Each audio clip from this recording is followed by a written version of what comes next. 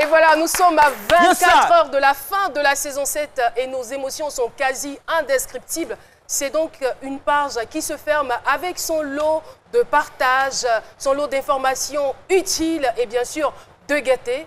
Bref, vous l'aurez compris, les au revoir, c'est pour demain. D'ici là, prenez place parce que c'est midi, c'est maintenant. C'est midi, c'est maintenant et on est très heureux de retrouver l'équipe du jeudi au grand complet, bien sûr. Nous allons démarrer par la dame. Je suis en face, Jessica Bombard. Bonjour. Bonjour, vous allez bien? Je vais bien et vous? Toujours avec le sourire, hein, on adore. Allô, c'est Sidibé. Ça va super bien, ça va vraiment bien. Pas trop froid? Non, ça va? Si, un peu, mais je me sens au chaud avec la tenue de Bill Ellis. Je vais vous partager une petite citation de moi qui dit... Avec une petite citation de vous, allez-y, ça m'intéresse ça. Qui dit qu'avec une plume, on peut écrire le mot voler, mais avec plusieurs plumes, on peut s'envoler. Et nous, on s'envole vers nos vacances, on fly vers un repos idyllique. Tranquillement, on fly vers nos vacances, on s'envole. Et voilà, lui qui s'envole et qui plane véritablement sur ce plateau et dans ce studio comme il veut et à souhait. Yes, ça. C'est Dr Philo. Ouais, bonjour Caro, ça fait plaisir d'être là. Ouais, situation exceptionnelle, place exceptionnelle, ça fait plaisir d'être là. Et puis, je fais un clin d'œil avec la pluie, je pense à toutes ces femmes qui n'ont pas de foyer et qui cherchent à s'installer dans un foyer. C'est par expérience, j'ai dit ça. C'est pas facile. Je leur souhaite plein de bonheur, de persister. Ça va aller, il faut insister, ça va aller. Et puis, je voudrais partager cette grande citation, pas une petite citation, alors avec vous. Alors, s'accrocher à la vie, c'est repousser la date de son décès. Merci infiniment. Voilà, la date de sa mort. C'est une grande citation. Oui, c'est une très très grande citation. Oui. Et voilà, et c'est une façon de dire que quelles que soient les circonstances, quel que soit ce qui arrive, il faut vous accrocher à la vie. C'est ce que nous avons de meilleur, c'est notre précieux, c'est ce que nous avons de plus beau. C'est par la vie que nous arrivons à atteindre nos objectifs et à faire tout ce que nous avons envie de faire. Et lui, c'est notre invité témoin. Eh bien, il a trouvé une raison à sa vie malgré les épreuves qu'il a rencontrées sur son chemin. Son nom, c'est Dylan, son prénom. Dylan, il est beau comme tout. Dylan, bonjour. Bienvenue sur le plateau. Moi, je suis particulièrement heureuse de vous recevoir sur ce plateau et de voir ce joli sourire que vous arborez. Franchement, vous avez une vie enviable, j'ai envie de dire. Bienvenue. Dylan n'est pas seul. Sophia, sa mère, l'accompagne pour que nous puissions mieux comprendre le témoignage de Dylan.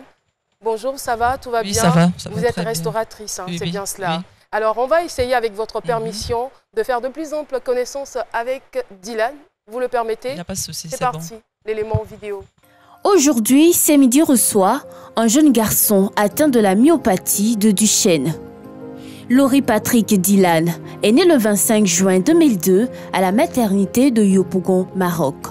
Atteint de la neuromyopathie, une pathologie qui détruit peu à peu tous les muscles de son organisme, il se voit obligé, malheureusement, d'arrêter l'école en classe de 4e. Mais Dylan reste un grand passionné de dessin. Depuis l'âge de 7 ans, il réalise des portraits, une activité qui lui permet de retrouver sa joie de vivre. Découvrons toute son histoire dans un instant sur le plateau de C'est Midi. Marie-Ange et Miem, nous avons hâte de découvrir le témoignage de Dylan. Eh bien, vous avez parlé de la neuromyopathie, qui est une affection dans laquelle sont associées des lésions des nerfs et des muscles. Eh bien, c'est à travers le thème suivant que nous allons échanger avec nos invités atteints de la neuromyopathie. Je m'accroche à la vie grâce au dessin. Avant de passer la parole à Dylan et à sa mère, nous allons retrouver notre magicien de l'humour, Dr Philo. C'est parti. Le thème du jour, selon Dr Philo. Mais ça, j'ai pas grand chose à dire. Pourquoi? Il n'y a pas grand chose. Mais quelqu'un qui s'accroche déjà à la vie, bon, moi je ne sais plus quoi lui dire. Si ce n'est que l'encourager. Champion, t'es un dur. Ouais, t'es un dur. La vérité, mais t'es un dur. Sinon, neuropathie, neuromyopathie, tout le monde, bon, on n'a pas besoin d'être professionnel comme moi. On sait quand on parle de neuro, c'est nerf. Tout à fait. Voilà, neuromyopie, c'est problème de nerf des yeux. Enfin, mais, non, myopathie. Voilà, myopathie, au fait. Ça veut dire que c'est une partie des nerfs qui est touchée. Myo. Et il se bat de la vie, c'est en espagnol. Au mieux, on a respoto pour la mañana. Donc c'est quelqu'un qui s'accroche à la vie. Et c'est ça. Moi je dis, il faut pas. Ceux qui sont dans des situations difficiles, qui essaient de se suicider, de se donner à la mort. Excusez-moi, en griffe, c'est de la lâcheté. Franchement, il faut se battre. La vie ne tient qu'au bout d'un fil. Il faut s'accrocher à la vie. C'est le plus important. Et ce que vous faites là, c'est ça en fait. Il n'y a rien de... On ne regarde pas cette situation, il faut s'accrocher. Tout le monde est sur la terre, là, on est venu pour s'accrocher à la vie. Nous, on s'accroche à la vie chaque jour. Et puis, je voudrais rappeler aussi que c'est le dessin. Et le dessin est la meilleure expression, je sais pas, expression des sentiments. Souvent, même quand tu dis quelque chose, quand on ne te comprend pas, mon frère, si tu ne sais pas dire ce que tu as dessiné. Voilà. Et ceux qui... Regardez nos enfants à la maison, ceux qui regardent plus dessins animés là, eux, ils sont plus forts que ceux qui regardent Club des Petits. Ah, ils s'expriment, hein? Oui, ceux qui regardent dessins animés. Attends, pardon, oui. J'ai failli... Il a failli m'avoir. Non, dessin animé, Club des Petits. Il y a une différence. Oui, le dessin animé, c'est ce qui sont les waffles, les autres. Bah oui, voilà. Puis les enfants, ils regardent à la main. Quand il pleut là. Vraiment, Madou, les enfants qui appellent les camarades pour jouer sous la pluie. Ça, c'est un club des enfants. Docteur Philo, vous allez beaucoup me manquer, vous le savez. Pendant ces vacances. Ouais. Franchement. On peut arrêter votre chronique là. Ouais, il n'y a pas de souci. Je voulais tout simplement l'encourager. Et c'était tellement profond ce que vous avez dit. Ouais. Merci beaucoup. Merci d'applaudir, Docteur Philo. La profondeur de ces mots. C'est sincère, les applaudissements. Hein. Non, mais non, c'est sincère. Tout ce qui se passe ici, tout ce qui se passe ici est sincère. Voilà. Eh bien, retrouvons à présent Pater Nassimian avec la question suivante. Avez-vous déjà entendu parler de la neuromyopathie? Chris Pater Nassimian, c'est votre opinion. Ça me fait penser à une maladie des nerfs. Comme j'entends le mot neuro, donc neuro directement, il fait allusion au nerf. J'ai jamais entendu parler de cette maladie. Neuro, ça fait un peu au nerf, mais partie, c'est pas si c'est la santé des nerfs, mais sinon c'est un de mes premiers mots que je viens d'entendre. Et voilà, effectivement, comme vous l'avez dit, ça a un lien avec les nerfs. Sophia, Dylan, encore une fois, bienvenue sur le plateau de C'est Midi. Il faut dire que les premiers symptômes chez Dylan sont apparus à l'âge de 5 ans à la suite d'une erreur médicale. Oui. Vous êtes très bien placée, Sophia, pour nous raconter un peu cet épisode de sa vie. Bon, en fait, à partir de 5 ans, il n'arrivait pas vraiment à marcher normalement. C'était compliqué pour lui.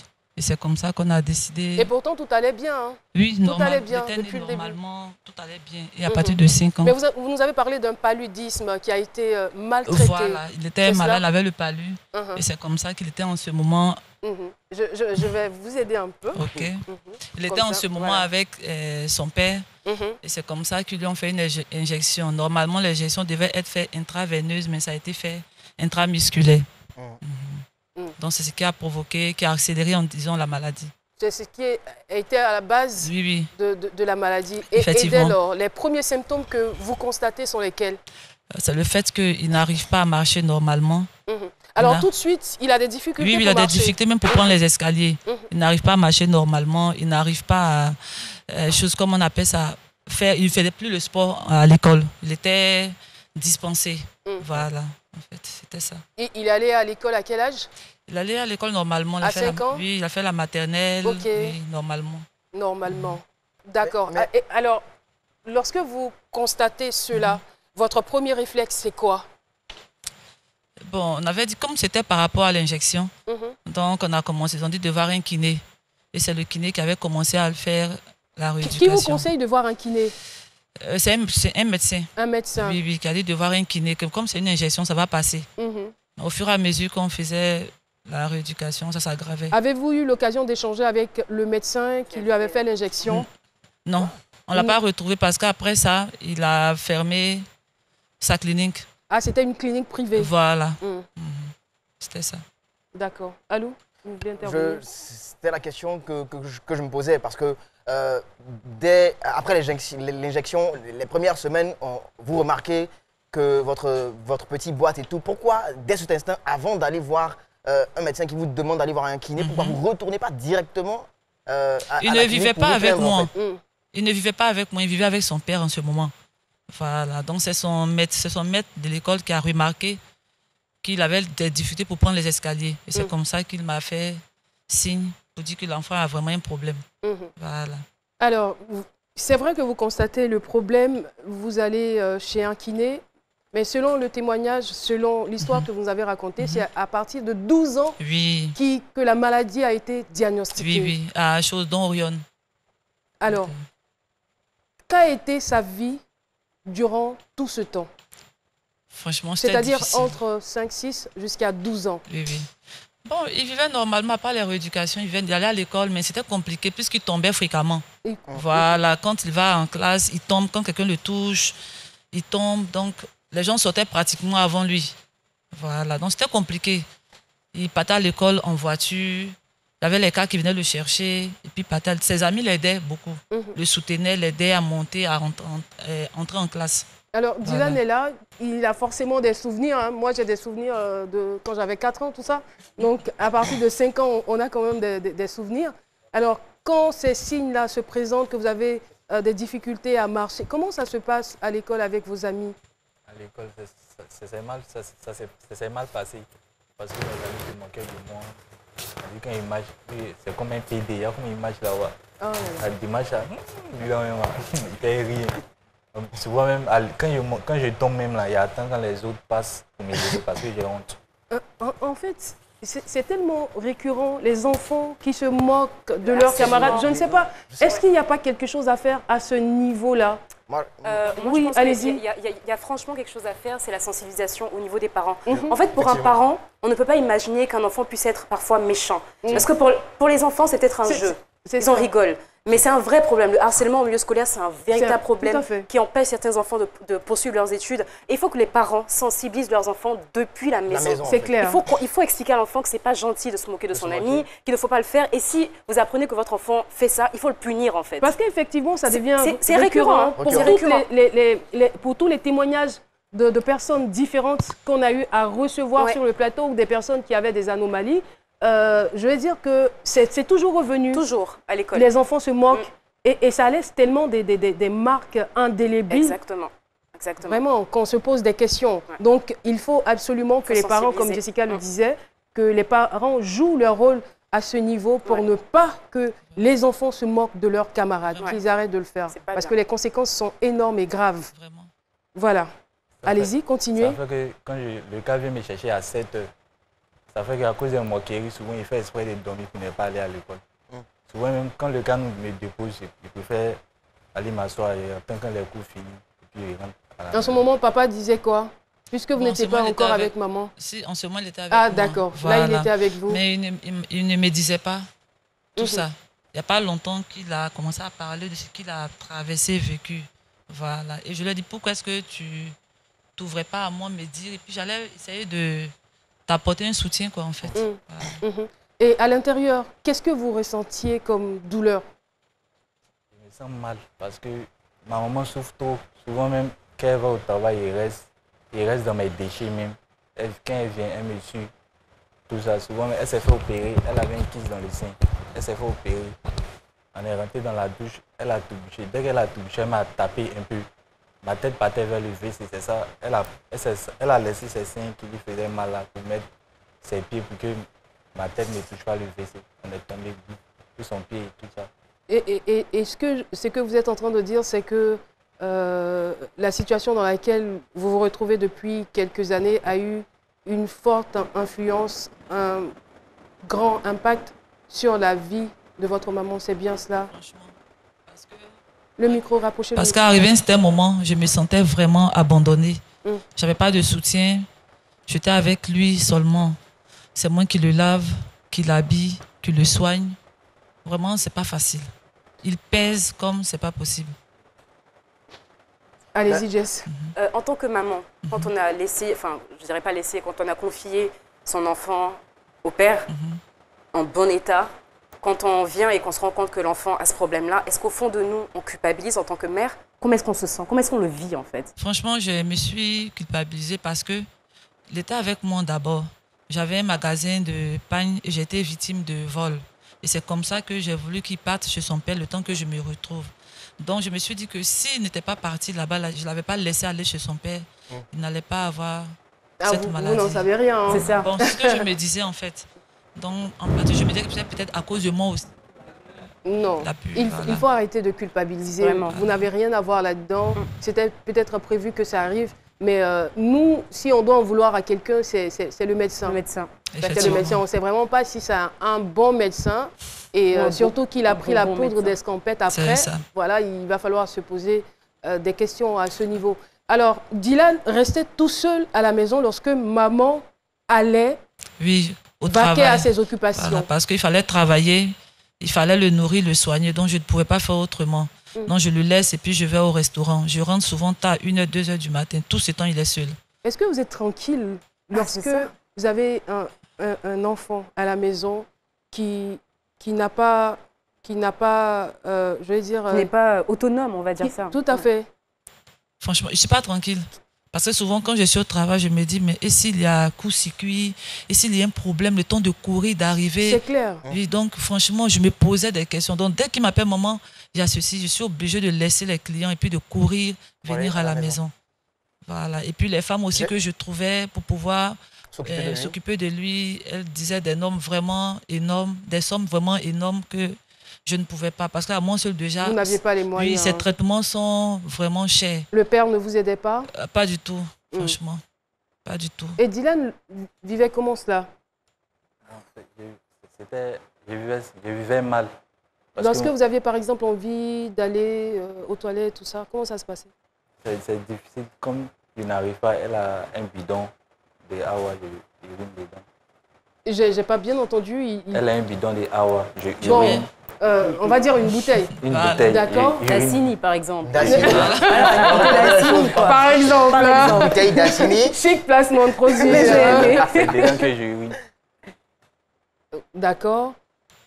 Mais si c'est pour les toilettes, je viens. Et toute la journée, vous étiez à la maison.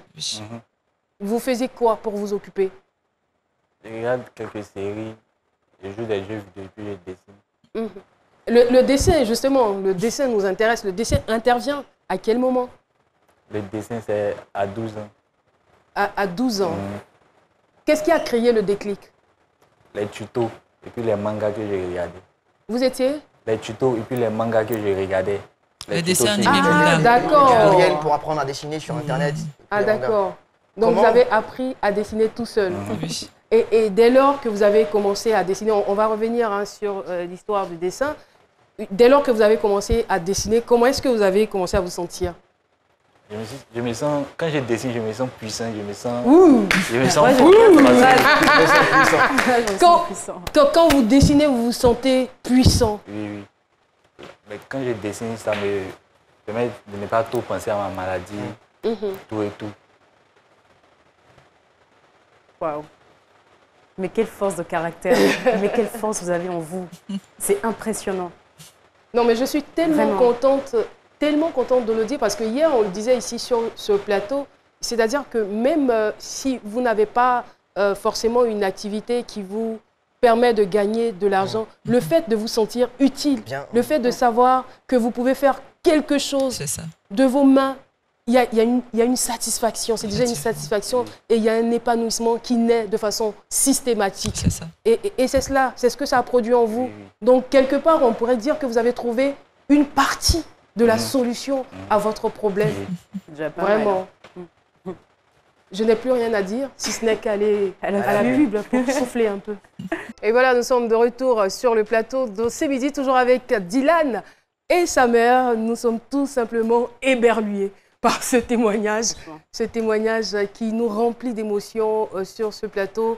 Comme nous l'avions annoncé, eh bien, Dylan est atteint d'une maladie qui s'appelle la neuromyopathie, une maladie qui atteint donc les nerfs et les muscles. Et depuis plusieurs années, il se retrouve dans une chaise roulante abandonnée à la maison pendant que sa mère part chercher sa pitance journalière. Alors, Dylan, vous êtes à la maison, vous dessinez. Il faut dire que vous passez toutes vos journées à la maison. Vous ne sortez presque jamais. Du 1er au 31, c'est ça. Les jours de son anniversaire qu'il vient, je le fais venir au restaurant. Oui. Et depuis quel âge il ne sort pas de la maison? Vraiment, il y a longtemps. Oui, il y a longtemps. Je ne sais plus, mais il y a longtemps. Depuis qu'il n'arrive pas à marcher dans la maison. Wow. Mais justement, je suppose que vous n'avez pas baissé les bras quant à ce qu'il recouvre totalement la santé et la motricité de ses membres. Alors, qu'est-ce que les médecins vous ont dit? Vous avez consulté des médecins? Oui, les médecins qu'on a consultés, ils ont dit qu'ici, on ne pouvait pas traiter ce mal-là. Qu'il fallait aller en Europe pour le traiter. Et moi, je n'ai pas les moyens pour lui emmener. Donc, ce sont les rééducations simplement. C'est pour juste qu'il soit en forme. Le micro, c'est pour juste qu'il soit en forme. Ça ne peut pas faire quelque chose. Voilà, l'évolution de la maladie. Il faut forcément qu'il aille en Europe pour se faire soigner. Vous avez tout à l'heure parlé d'anniversaire. Moi, je veux bien demander à mon invité chéri. À mon invité chéri. Alors, si je vous demandais, par exemple, en ce jour d'anniversaire, de formuler 3 vœux. 3 vœux qui vous coûtent cher. Réfléchissez un tout petit peu. Je vous laisse. Bien, hein. 3 vœux. 3. Vœu numéro 1. 3 vœux. La guérison. La guérison. Le Seigneur a entendu. Vœu numéro 2. Vœu numéro pour que ma maman soit heureuse. Oh, c'est trop mignon. Vœu numéro 3. Et puis, vivre une belle vie pour moi-même. Une belle vie. Et quel est votre artiste préféré?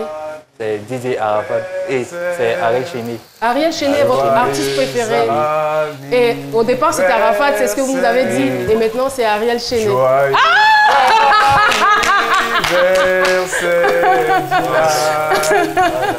Joyeux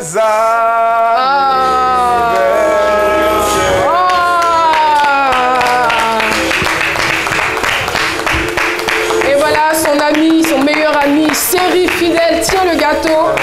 Il est accompagné de sa mère, Séri Bada.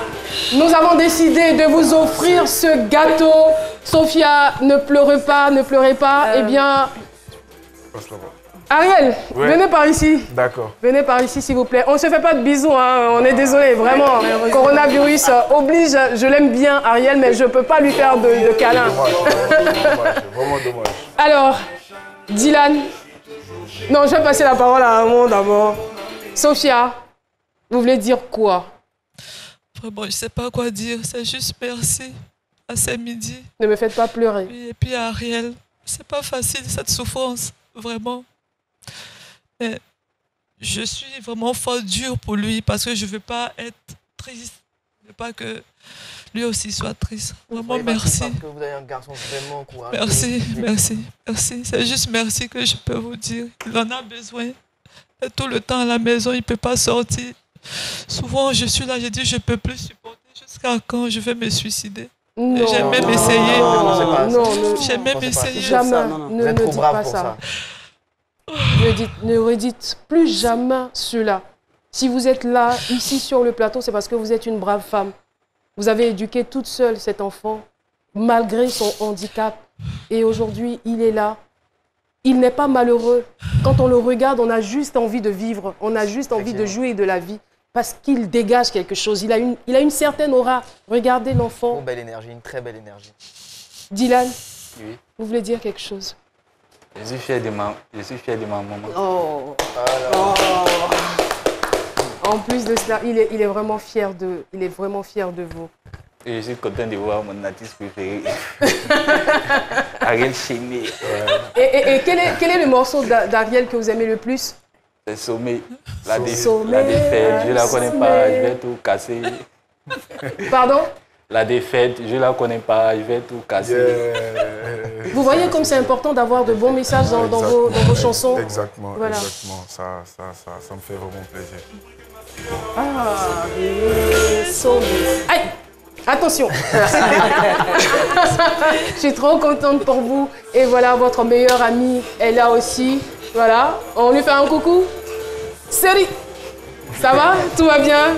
Bon, c'est Fidèle, hein? Son meilleur ami et sa mère est là. Et on a Salut tout le monde, ça va? Alors, son meilleur ami voudrait intervenir très rapidement. D'accord. Non, attendez, je passe la parole à la star. Alors, Ariel, oui. Il est là? Bah, je suis vraiment... Est-ce qu'ils n'ont pas des traits en commun, là? Si, franchement, ils se ressemblent pas un peu façon... Non, ils ont le même faciès. Je sais qu'à Corona, mais est-ce qu'Ariel peut se mettre juste à côté? Oui. J'ai bien envie. Vous pouvez juste au milieu. Le coude, saluez-vous du coude. Voilà, comme ça. Voilà, le coude. C'est dur, je peux imaginer, quoi. Le coude. Voilà. D'accord. En vrai, en vrai. Ariel, c'est comment? Du coup, Philo est là. Il a Ariel. Ouais. J'ai vu ça tout à l'heure, j'ai dit ouais. Et il est bon dessinateur. C'est un garçon courageux. C'est tout ce que je peux dire. C'est un garçon courageux. Maman, t'as fait un garçon. Franchement, il faut être fier de lui. De la même manière, il est fier de toi, tu peux être fier de lui. Et moi, je suis très fier d'être là parce que c'est comme tu as dit, porter de bons messages, c'est très important.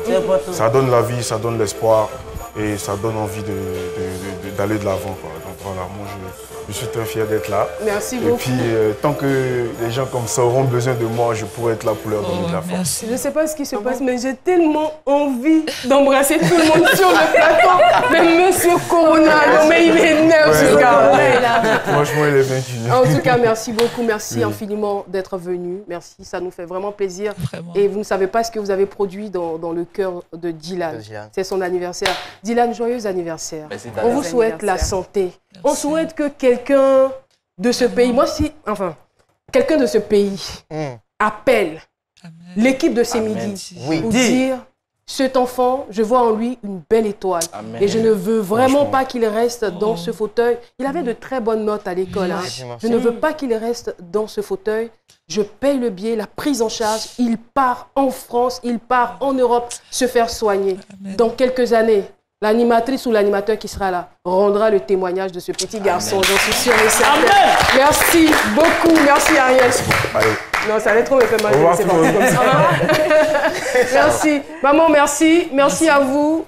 Merci beaucoup. Merci pour ce témoignage. Alors, qu'est-ce qu'on peut souhaiter à notre chéri Dylan, si ce n'est de continuer de garder espoir, d'avoir toujours cette joie de vivre et de croire que le miracle est possible. Vous allez obtenir votre guérison, ça c'est sûr. Moi, j'en suis tellement convaincue et on a été très, très heureux de vous recevoir sur ce plateau. Gros bisous, je vous embrasse très fort. Tu ne savais pas tes tontons? Et voilà. Quelque chose à dire?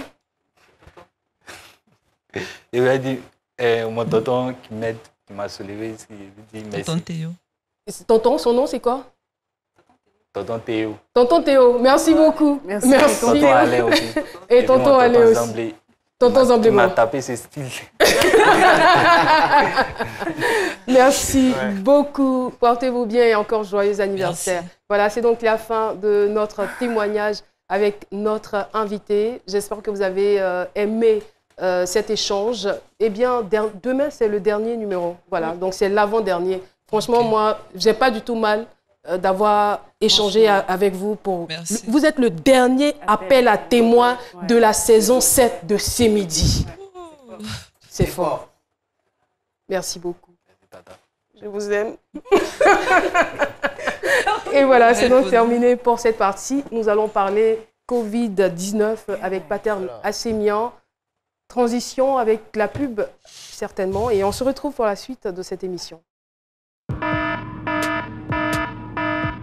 Besoin d'unité en urgence? Mauve Crédit Secours vous dépanne. Tapez étoile 444 dièse et remboursez au prochain rechargement. Ensemble, faisons barrage au Covid-19. Move, no limit.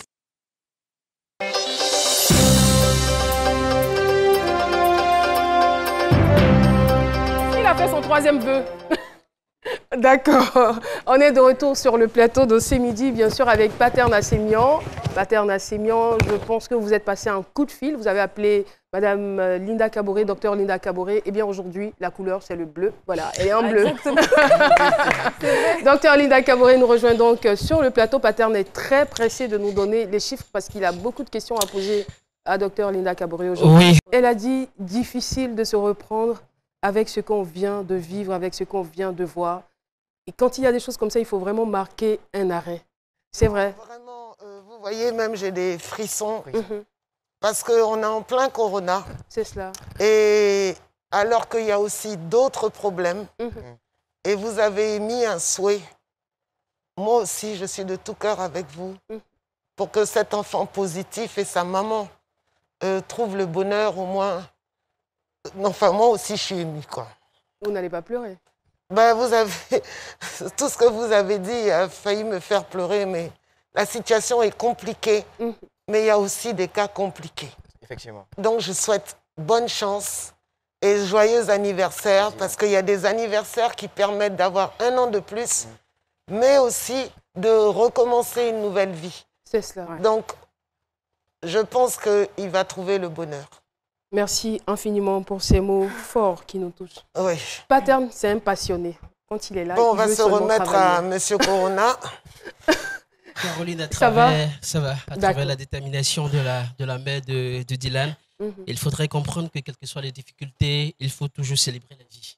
C'est cela. Voilà, c'est cela que je profite de l'occasion pour souhaiter joyeux anniversaire à un monsieur, un passionné de l'émission, Bleu Tagro Robert, qui nous suit tous les jours et qui atteint aussi au quotidien le point de l'évolution de la maladie. Le père de Trésor. Le père de Trésor. Ah, Trésor, c'est un chou. D'accord. Allez-y. Alors, joyeux anniversaire, papa. Mais on va parler d'anniversaire, mais il faut aussi en parler de Corona. Malheureusement. Malheureusement. Hein. Alors, les chiffres tombent tous les jours et à ce jour, nous avons 260 nouveaux cas confirmés. Et si je peux le dire comme une très bonne nouvelle, on enregistre 237 nouveaux guéris. Ah, voilà, ça c'est bien. Ça s'applaudit, non? Ça, oui.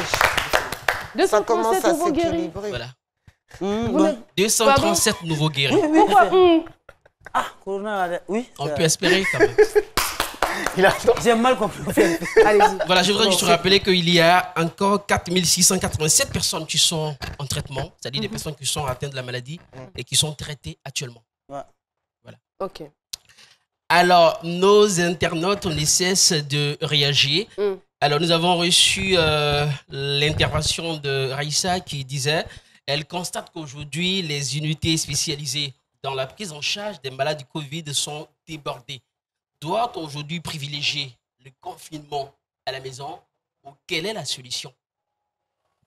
Bon, le confinement à la maison est possible que quand c'est possible. C'est idiot ce que je dis, mais tout le monde ne peut pas rester confiné à la maison parce qu'on ne vit pas forcément seul et il y a peut-être des gens autour de vous que vous risquez de contaminer. Effectivement. Mais il fut quand même un moment où on conseillait l'autoconfinement. Non, Restez ça chez c'est vous, pour les ne cas bougez pas. positifs. Les cas positifs. Il parle des cas positifs. Des cas positifs, ok. Sinon, le rester chez vous, il est toujours de Il est vigueur. toujours d'actualité, Il est d'accord. toujours d'actualité. C'est ce qu'on appelle l'autoconfinement. Je décide que je n'ai rien à faire dehors, sauf de venir au plateau de ce midi, par exemple. Et dès que c'est fini, je rentre chez moi. C'est ce qu'on appelle l'autoconfinement. Quand le travail est fermé, je n'ai pas à me promener, je rentre, c'est l'autoconfinement. Là, le téléspectateur ou la téléspectatrice a parlé de confinement. Donc, ce sont ceux qui sont positifs et qui vont en centre soit d'isolement, soit de prise en charge. Les centres d'isolement, il y en a suffisamment à disposition. C'est le centre de prise en charge du CHU de Trècheville qu'on a vu à la télévision qui est plein. Mais il faut savoir qu'on a beaucoup d'autres centres de prise en charge. Il y en a même qui ont été construits. Il y a le HMA, il y a un bâtiment qui a été fait à Yopougon, au CHU de Yopougon. Il y en a à Bobo, il y en a partout.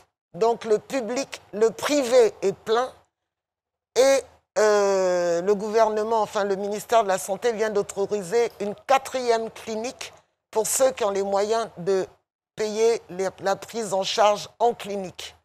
Donc le personnel est formé pour ça, il y a des lits qui sont réservés. Je ne sais pas si je peux les citer, elles sont 4. Il y a la PISAM, l'Hôtel Dieu, Farah et depuis hier, le groupe médical du plateau. Donc si vous avez les moyens, vous pouvez aller là-bas.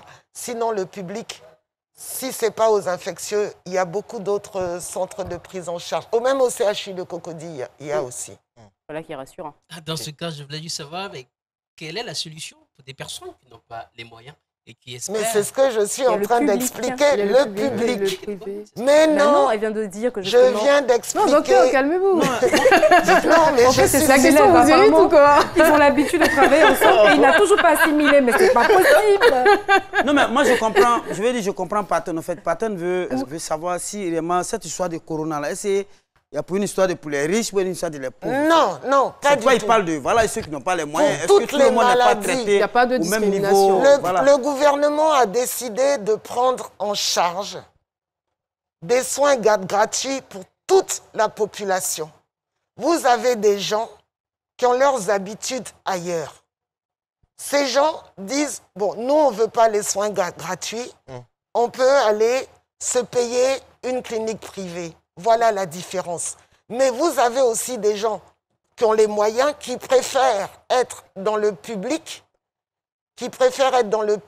parce qu'ils se disent que c'est relié au ministère de la Santé. Ouais. Donc ce n'est pas une question de moyens, comme j'ai vu sur les réseaux. Ce n'est pas une question de moyens, c'est une question de choix personnel. Les soins sont gratuits pour tout Ivoirien sur le territoire national, dans le public. Donc, on est d'accord sur le fait que, comme au privé comme au public, on aura la même qualité de soins, mais c'est la différence du service qui... C'est pour ça qu'il n'y a que pour l'instant que 4 cliniques qui ont été formées à la prise en charge qu'il y a dans le public. Pour l'instant, c'est 4. Le temps qu'ils en forment encore une autre, peut-être on passera à 5. Et ainsi de suite. Donc, ce n'est pas une affaire de riches ou de pauvres. Mais moi, je pense que c'est des choses qu'il faut éviter même. Il faut que tout le monde soit traité au même niveau, c'est important. Mais c'est ce qu'il y avait. Parce que j'aurais même vu sur les réseaux sociaux à un moment donné qu'une certaine communauté aurait créé son centre de dépistage. Je ne sais pas si c'est vrai, mais il y a une communauté qui allait créer son centre de dépistage quelque part vers Makori et qu'ils amenaient leur communauté là-bas. Si c'est vrai, vraiment. Mais ce n'est pas des tests reconnus. Alors, on ne va pas quand même s'apitoyer sur ce thème-là. Et je pense qu'on a encore d'autres questions. Franchement. Voilà, il y a d'autres choses beaucoup plus importantes. Si vous avez plus de moyens que les autres, que vous avez envie d'avoir un traitement spécial, bon, ça n'engage que... Enfin, franchement, je ne sais pas. La prochaine. Il y a M. Le Chéline qui nous a suivis hier. Il a dit que sur ce plateau, vous avez annoncé qu'il n'y a pas de traitement curatif ni préventif actuellement pour la maladie. Il voudrait savoir, sommes-nous donc condamnés au port du masque jusqu'à ce que en fait, la médecine trouve quelque chose? Tout à fait. Tout à fait. On est condamné, vous me voyez avec mon masque. On est condamné tant qu'on n'a pas trouvé d'autres solutions que pour diminuer le nombre de cas actifs, c'est le respect des mesures barrières. Mais quand... Attention aux histoires de traitement, il faut savoir qu'on soigne symptôme par symptôme. Un traitement symptomatique. Donc, chaque cas est unique. C'est peut-être ce qui fait aussi que le personnel médical est débordé, etc. Parce que chaque personne a un traitement différent sur chaque lit. Ce n'est pas un traitement généralisé. Je ne le souhaite pas. Mais si moi, je suis malade, peut-être que je ne ferai pas les mêmes symptômes que mon voisin de lit qui sera crise paterne et on n'aura pas la même maladie. Donc moi, j'aurai mon paquet de médicaments gratuitement. Crise paterne aussi aura son paquet de médicaments gratuitement. Peut-être qu'il sortira avant moi, etc. Mais je ne le souhaite absolument pas. Ça marche. Paterne, une autre question. Il y a encore une autre intervention. Il y a une dame qui voudrait savoir, est-ce que les personnes déclarées guéries peuvent-elles présenter les mêmes symptômes une fois que leur guérison est approuvée, attestée et confirmée? Mais en général, on refait le test à la disparition des symptômes. Si maintenant la personne s'en va se réexposer et qu'elle a une recontamination, ou que le virus est réactivé, ce n'est pas sûr que ce soit le même symptôme. Parce que peut-être vous avez été déclaré positif avec la perte de l'odorat ou rien du tout, même sans symptômes. Et puis, si vous vous recontaminez aussi, le virus se réactive, peut-être que vous aurez une grande fatigue, peut-être que vous aurez la détresse respiratoire, peut-être que vous aurez autre chose, ou la toux que vous n'avez pas eu la première fois. Alors, docteur, que doit être l'attitude d'une personne guérie de la Covid-19? Son attitude, c'est la même que nous. Déjà, une semaine après qu'elle soit guérie, elle doit être responsable, respecter les mesures barrières, et se comporter comme nous devons nous comporter. Et si possible, elle doit sensibiliser son entourage. Et elle doit se montrer beaucoup plus prudente. Effectivement. Parce qu'elle a déjà goûté. C'est cela. Oui. Elle a déjà goûté à l'affaire et sensibiliser et être plus prudente. Est-ce que le fait, par exemple, de recontracter la maladie est un gros risque pour la santé ou pour la vie de la personne en question? Peut-être parce que la première fois que vous avez... l'autre symptôme ne s'était pas suffisamment déclaré. C'est un symptôme caché. C'est pour ça que j'avais recommandé, qu'on avait recommandé sur le plateau, que ceux qui ont le palu ou autre chose fassent quand même le test pour voir si ce n'est pas caché. Parce que si vous avez le palu et que vous considérez que vous n'avez la fièvre qu'à cause du palu, parce que votre goutte épaisse a été positive, peut-être que il y avait en dessous une fièvre due aussi au corona. Donc, dans ce cas-là, vous n'avez pas fait le test de corona, vous êtes guéri du palu. Et après, comme ça n'a pas été pris en charge, les traitements, les symptômes s'accélèrent. S'aggravent. Moi, et puis, vous vous êtes automédiqué surtout. Rapidement, avant qu'Allucienne pose sa question, tout à l'heure, je ne sais pas si vous avez bien suivi, est-ce qu'on peut être déclaré positif au corona sans présenter aucun symptôme? Oui, c'est ce qu'on appelle les asymptomatiques. C'est pour ça... C'est-à-dire qu'il n'y a aucun symptôme, il y a corona. Oui, c'est la question que vous vouliez poser ou... Oui, c'est ça. J'ai dit sans présenter aucun symptôme, allez, et puis on est positif. Oui, il y a beaucoup d'asymptomatiques. Et puis de plus, il faut savoir que si symptômes il doit y avoir, ils peuvent venir 1 semaine ou 2 semaines après avoir été contaminés. Mais des fois aussi, il y a beaucoup de gens qui sont isolés, qui sont sans traitement. Parce qu'ils n'ont déclaré aucun symptôme, on protège juste la communauté. Mais il y a quand même un questionnaire, un interrogatoire, une sorte d'interrogatoire qui se fait lorsque vous désirez, par exemple, vous dépister ou vous faire dépister. Alors, s'il n'y a aucun symptôme, sur quelle base vous serez dépisté? Parce que je pense qu'il y a quand même certaines personnes, selon les témoignages qu'on a reçus, qui ont essuyé des refus. Oui, mais c'est ce qui complique justement cette histoire de dépistage.